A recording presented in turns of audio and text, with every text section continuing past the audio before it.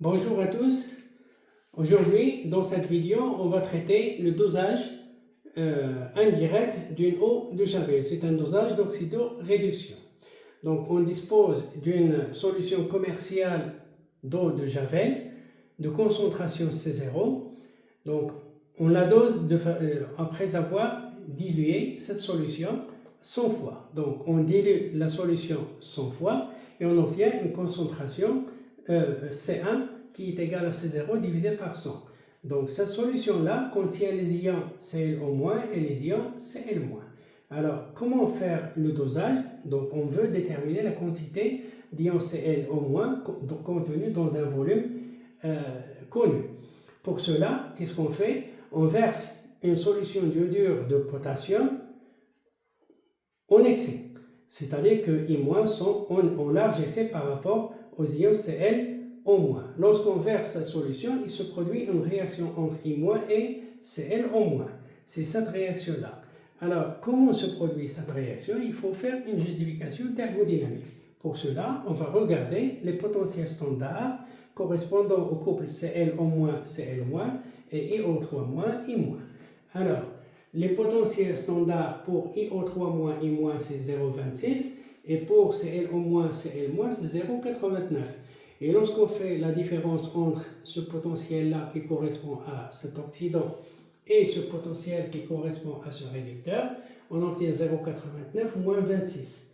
0,89 moins 0,26, ça va donner ici 3. 8 moins 2, ça fait 6. Donc c'est 0,63 qui est supérieur à 0,24 volts. Et si delta E0 est supérieur à 0,24 volts, vous allez faire le calcul et vous trouvez que la constante d'équilibre est vraiment très supérieure à 10 puissance 4 parce que 0,24 correspond à 10 à la puissance moins alors delta E0 divisé par 0,06. Et lorsque vous faites ça, donc moins avec moins, ça donne plus, ça va vous donner 10 à la puissance 0,24 divisé par 0,06.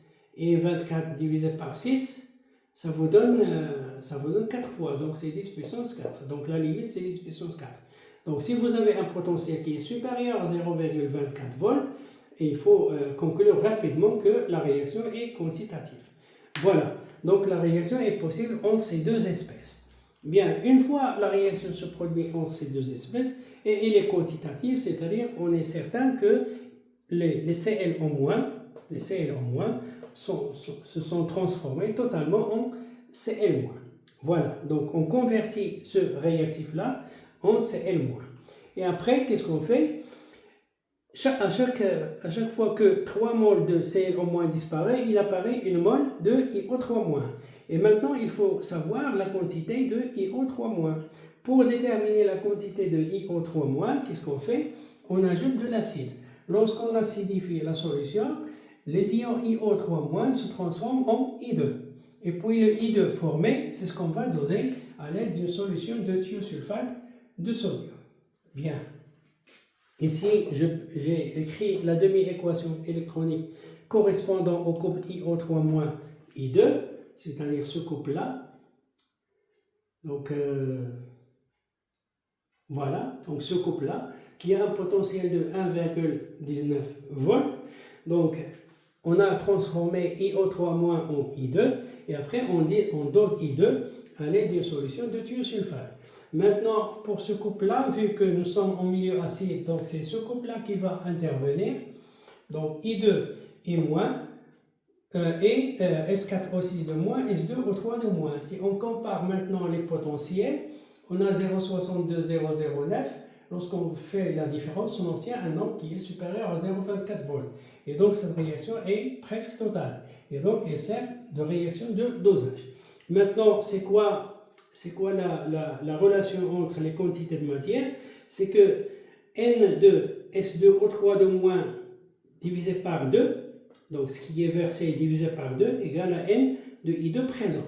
Et donc on écrit C2 V2 à l'équivalence divisé par 2 égale à N de I2. Or, d'après cette réaction, cette transformation de N de I2 égale à NiO3- divisé par 2. NiO3- divisé par 2, donc je vais le réécrire ici. Donc c'est N de IO3- divisé par 2. Or, N de IO3- ici, c'est N de ClO- divisé par 3. Or, N de ClO-, c'est C1V1. Donc c'est C1V1 divisé par 3. Et donc c'est C1V1 divisé par 3, le tout divisé par 2. Donc c'est C1V1 divisé par 6. Et donc je vais écrire ça.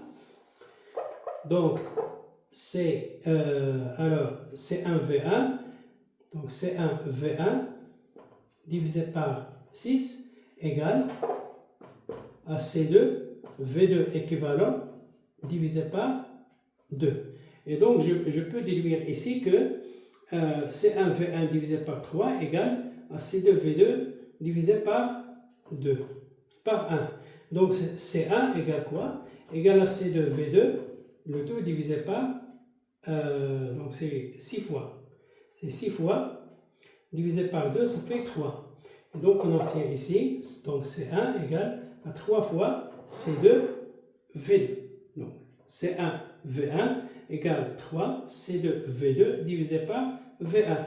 Une fois on détermine le C1, donc je peux tirer C0 vu que C1 égale à C0 divisé par 100. Et donc il suffit de multiplier le résultat par 100. Et donc on obtient C1 égale 3 fois C2V2 équivalent divisé par V1. Donc voici un dosage qui est, c'est un dosage indirect, c'est-à-dire on ne dose pas directement le réactif par un titrant, mais plutôt on procède à des réactions qui sont quantitatives. Ça c'est très important. Il faut que ces réactions soient quantitatives afin que l'erreur soit minimale. Donc on dose plutôt un produit qui est ici le diode et on sait repérer le point d'équivalence. Comment on repère le point d'équivalence? On utilise l'emploi d'amidon. Pourquoi?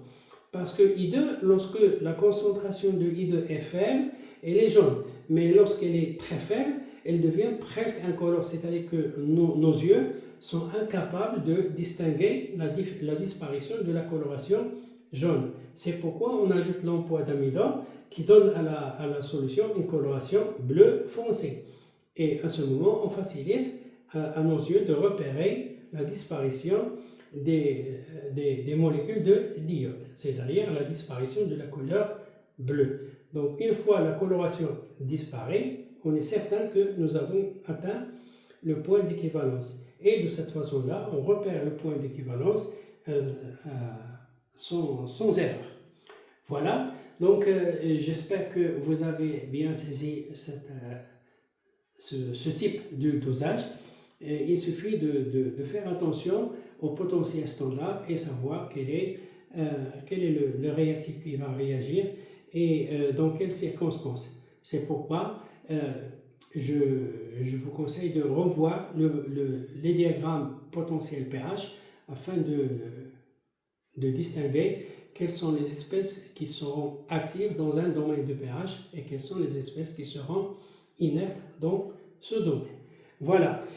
Ici, pour justifier pourquoi on n'a pas utilisé ici l'acide, pourquoi nous n'avons pas acidifié la solution, eh bien tout simplement parce qu'en milieu acide, les ions Cl- et les ions Cl- se transforment en dichlore, qui est très toxique. Maintenant, pourquoi on laisse le milieu acide ici? Parce qu'en fait, en milieu basique, le diode se dismute, c'est-à-dire passe à deux états d'oxydation, le degré -1 et le degré ici +5. Vous pouvez ici vérifier le calcul, c'est-à-dire d'un degré d'oxydation 0, on passe à 2 degrés d'oxydation, -1 et +5. Ici, il s'agit d'une média-mutation, c'est-à-dire on passe du degré d'oxydation -1 et +1 au degré d'oxydation 0, c'est-à-dire 2 états d'oxydation vers un seul état. C'est une média-mutation. Ici, 1 degré d'oxydation vers 2 états d'oxydation, on dit que c'est une dismutation. Donc ces précautions sont obligatoires afin de ne pas forcer le dosage oxyrène. Voilà. et bonne continuation. On va plus tard parler d'autres types de réactions chimiques autres que l'oxydoréduction.